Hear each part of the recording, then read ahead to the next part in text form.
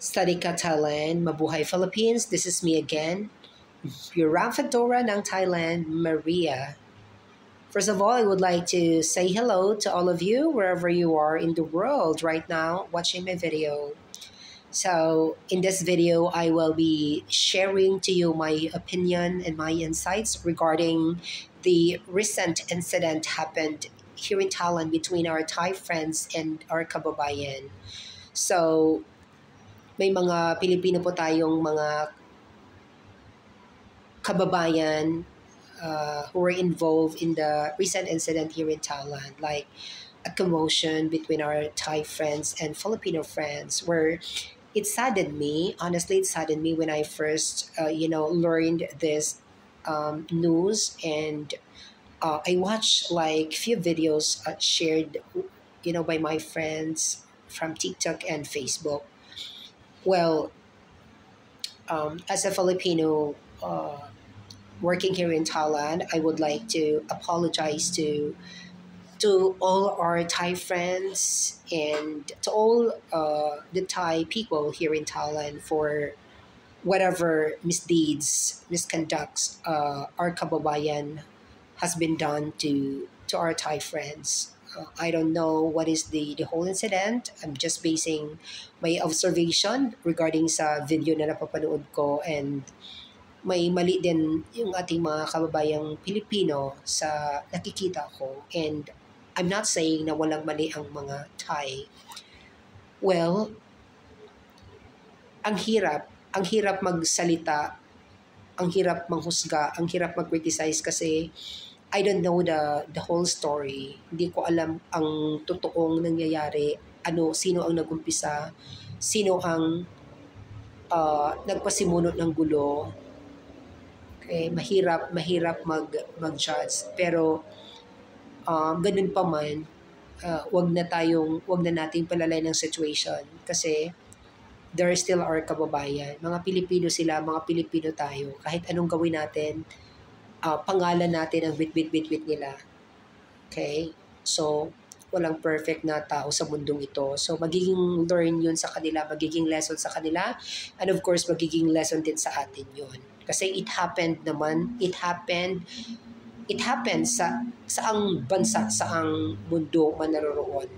Diba? So, walang perfect, walang perpektong tao sa mundong ibabaw. Well, ando na tayo, may pagkakamali yung mga Pilipino. Pero base doon sa video na mapanood ko kasi is, there were like, may mga policemen. Thank you to the Thai authority for at least they help our kababayan na maging safety din kasi wala silang laban kasi bansa nila to, tapos turista sila dito sa bansang Thailand. Well, alam nyo kung ano yung lang pinakamasakit sa akin?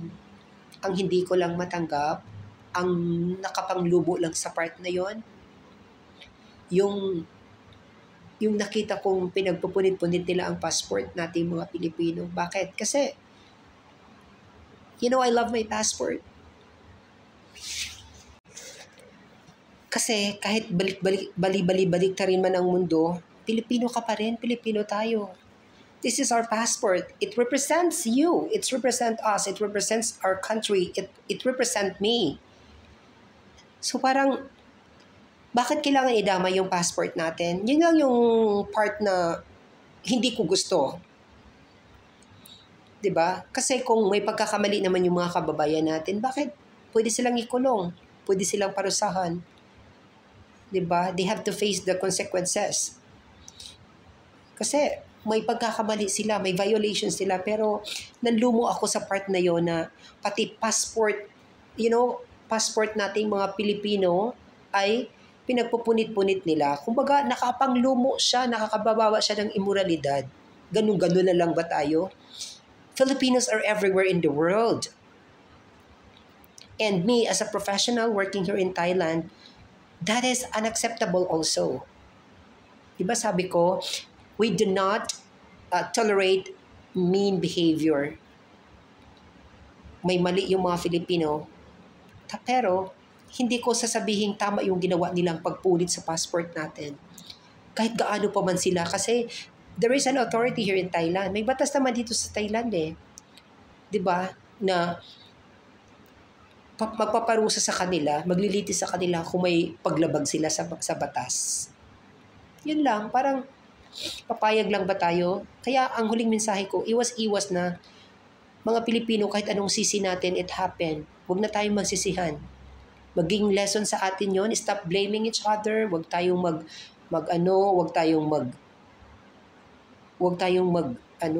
yung iba nagpo-post ma na, I love Thai. Of course, we love Thailand. Kaya nga dito tayo, that's why tumagal ako ng 5 years because I love Thailand. I have many friends here. I have not just family already. I build a family here in Thailand. That's why I love Thailand. Kasi hindi ako tatagal ng 5 taon kung hindi ko mahal ang Thailand. I love Thailand, but we have to remember also na kababayan natin ang involved dito. Kaya kung may balak tayong iba sila, i-critic sila, please tigil-tigilan nyo na kasi wala din tayong may tutulong sa kanila. Yun lamang po. Maraming salamat. Sarika. Mabuhay Philippines.